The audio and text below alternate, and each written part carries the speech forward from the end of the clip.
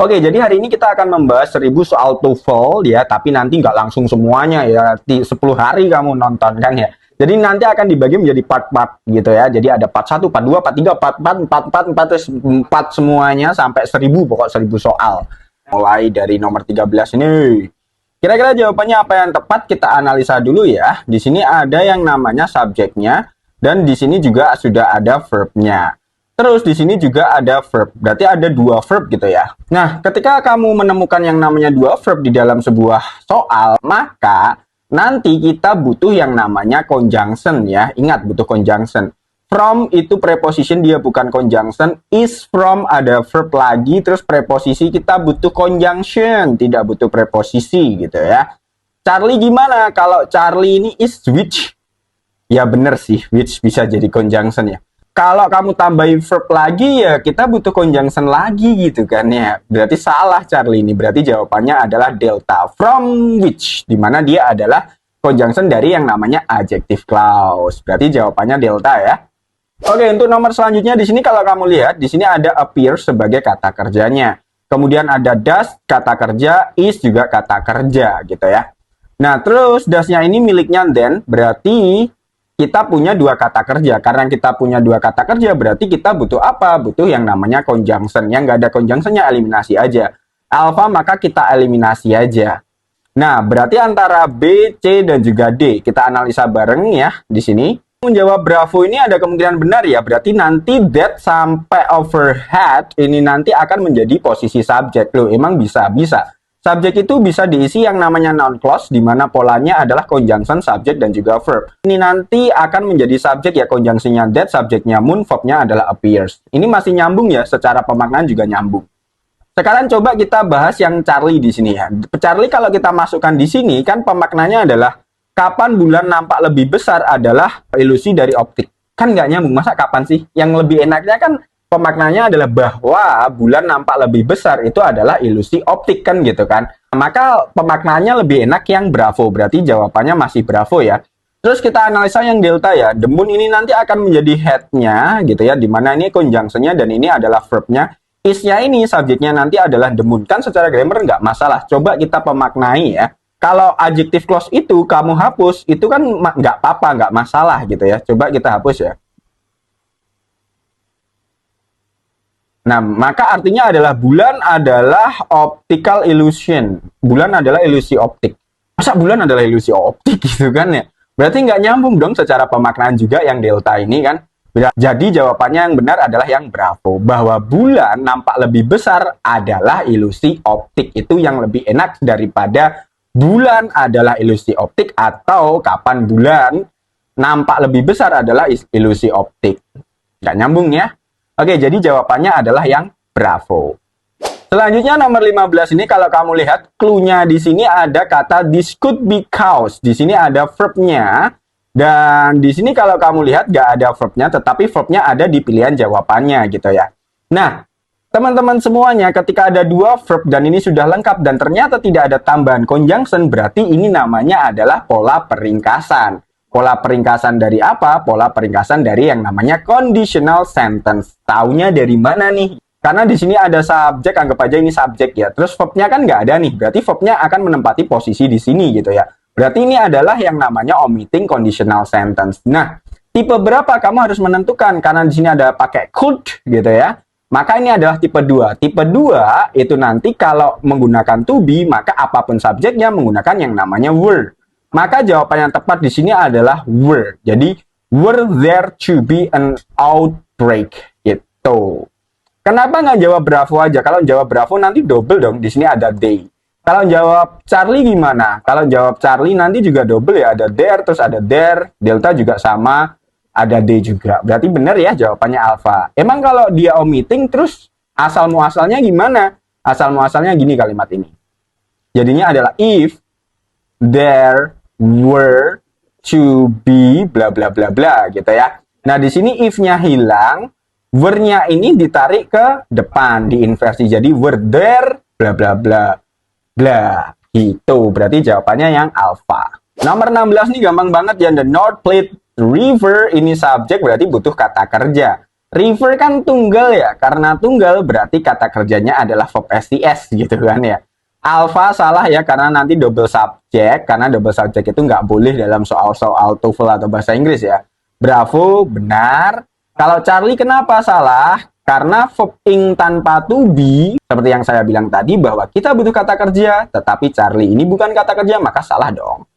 Kalau delta, sama ya, prepositional phrase jelas salah. Karena kita butuh kata kerja. Berarti jawabannya adalah yang bravo. Nomor 17. Kira-kira jawabannya apa nih? Kalau 17 nih gampang ya. Di sini kan ada kata kerjanya received. Berarti kita disuruh untuk melengkapi subjek sebelum kata kerja ini. Nah, kira-kira untuk melengkapinya apa? Ya otomatis jawabannya adalah Alvan.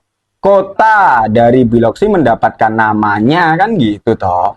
Kalau bravo boleh nggak sih sir gitu kan ya. Kalau bravo kurang tepat dong. Masa subjeknya nanti terletak di Biloxi, kan aneh gitu ya. Lagian located in itu subjek apa dia? Karena verb ed atau kita anggap verb 3 ya. Verb 3 itu secara fungsi sebagai adjektif bisa ya, tetapi nggak bisa sebagai noun kan. Berarti nggak bisa menempati posisi subjek. Berarti bravo ini salah. Kalau Charlie nanti double verb ya, di sini ada is, receive juga ada kata kerja, double verb dalam soal itu juga salah gitu ya. Gimana dengan delta? Kalau delta itu masih benar secara pola ya. Kita analisa aja, contohnya kayak gini. Ini ada akan menjadi subjeknya, ini anggap aja dia verb 3 yang jadi adjektif, berarti dia bukan verb ya, karena verb 3 tanpa have atau to be itu bukan verb ya, tetapi bisa dianggap sebagai adjektif atau past participle gitu ya. Berarti kata kerjanya receive, berarti yang mendapatkan itu nanti mendapatkan nama itu turnya dong, bukan kotanya dong. Ya kan? Berarti nggak nyambung secara pemaknaan nanti ya. Berarti benar jawabannya adalah yang alpha. Kota dari Biloxi mendapatkan namanya dari Sioux word meaning first people. Nomor 18, gampang ya, kita disuruh untuk mencari kata kerja. Nah teman-teman semuanya, ketika kamu melihat ada kayak a pride of, kayak gitu ya, itu nanti verbnya harus verb tunggal ya. Verb tunggal itu kayak verb SES gitu loh. Nah berarti kita butuh verb SES di sini. Ternyata dalam pilihan jawabannya tidak ada yang menggunakan verb SES. Ada Mr. Bravo, iya ada. Tapi di sini ada it. Nanti jatuhnya dia akan terjadi yang namanya double subject. Berarti salah Bravo. Charlie bukan verb SES, delta bukan verb. Berarti jawabannya adalah yang alpha, can contain. Selanjutnya nomor 19 di sini. Di sini sudah ada kata kerjanya ya. Berarti kita disuruh untuk melengkapi yang namanya posisi dari yang namanya subjeknya. Kira-kira jawaban yang tepat yang mana? Otomatis jawabannya adalah yang delta. Kenapa delta menjadi jawabannya?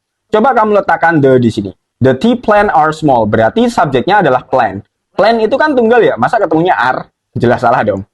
Terus, on the tea plant. Kalau kamu jawab bravo, ini kan ada on sebagai preposition. Berarti dia adalah prepositional phrase. Nah, yang namanya prepositional phrase itu tidak bisa menjadi subjek. Berarti kalimat ini nanti tidak akan memiliki yang namanya subjek. Berarti salah Bravo.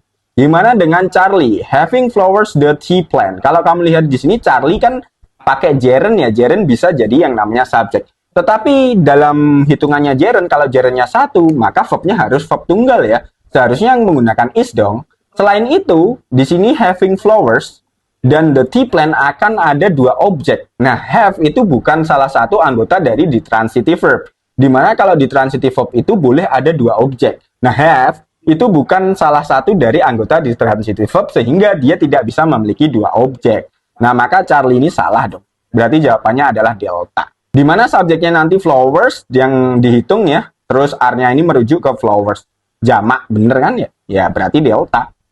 Nomor 20 di sini ada apitan koma, udah jelas dia adalah apositif. Apositif itu nanti bisa diisi yang namanya non. Non-phrase, verb ing, verb 3 atau bola conjunction subject dan juga verb. Ya udah, pilih salah satu di antara ini gitu ya. Ada yang namanya are family of. Kalau are nanti ada kata kerja berarti kan kita butuh conjunction nih. Berarti salah dong, alpha. Being a family, gimana dengan being? Ya ngapain pakai being? Karena sebenarnya apositif itu kan hasil peringkasan dari adjective clause. Dan di aturan adjective clause ketika peringkasan dan ada beingnya maka itu juga dihilangkan sekalian ya. Maka kita coret aja Bravo ini. Gimana dengan Charlie? Ya jawabannya Charlie. Karena kenapa? Karena kalau kamu jawab Charlie ini nanti namanya polanya adalah non-phrase. Gimana Delta? Kalau Delta ada subject verb tapi nggak ada conjunction. Berarti salah ya. Berarti jawaban nomor 20 adalah yang Charlie. Selanjutnya nomor 21 ini gampang banget ya kalau kamu analisa di sini subjeknya adalah any possible academic assistance. Ini adalah subjeknya. Yang nggak ada adalah verbnya. Ya udah cari verbnya. Alpha ini ada subjek dan juga verb gitu ya. Berarti salah, nanti akan double subjek ya. Kalau Bravo sama ada there juga salah. Berarti jawabannya adalah Charlie. Is gitu ya.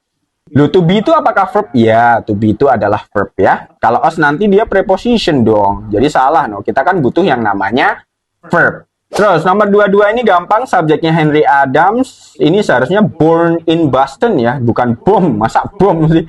Emang mau ngebom apa gitu. Ini harusnya adalah born in Boston. Di sini adalah yang namanya apositifnya. Berarti kita cari kata kerjanya.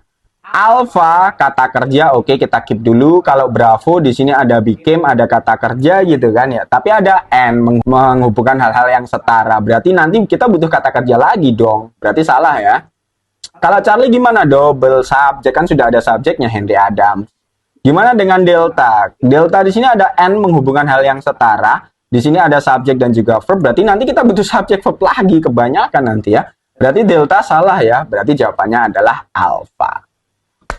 Oke, jadi itu adalah part 1 untuk pembahasan 1000 soal TOEFL. Nanti sampai 1000 pokok kita bahas ya. So, jangan lupa di subscribe dan di like ya. Terus, kalau kamu semisal bingung dengan penjelasanku sebelumnya, boleh ditanyakan di kolom komentar. Insya Allah nanti saya jawab ya. Oke, sampai jumpa di next video.